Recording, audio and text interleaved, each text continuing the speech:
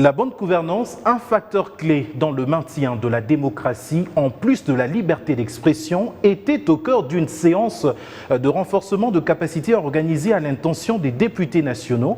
L'initiative est du réseau de parlementaires africains contre la corruption qui a tenu à sensibiliser sur le contrôle parlementaire, outil efficace pour la bonne gouvernance. Ils sont enfin outillés pour bien affronter la session budgétaire. Les parlementaires du réseau africain contre la corruption ont bouclé le séminaire de lutte contre la corruption. À un moment des réflexions qui leur a permis de se doter des outils efficaces pour asseoir la gouvernance. Ces assises ont permis d'outiller et d'armer les honorables députés afin qu'ils soient à même d'affronter les matières de la session en cours, qui sont essentiellement budgétaires et financières,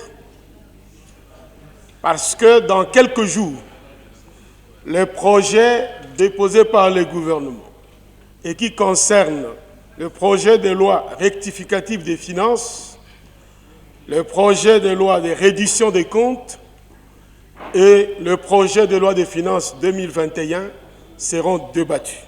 Cette remise à niveau, sous le signe du contrôle parlementaire, outil efficace pour la bonne gouvernance, permettra de combattre la corruption, ce fléau qui tue la société dans toutes ses composantes. Nous avons démontré l'importance de la CNRF dans la détection, la prévention et la répression de l'infraction de blanchiment des capitaux.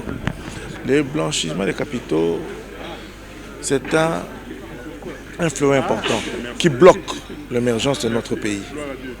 Ce séminaire a été sanctionné par le vernissage du recueil des instruments juridiques et de lutte contre la corruption en République démocratique du Congo, œuvre du député Passiza Pamba. Les problèmes de finances publiques se posent à la fois en amont et en aval.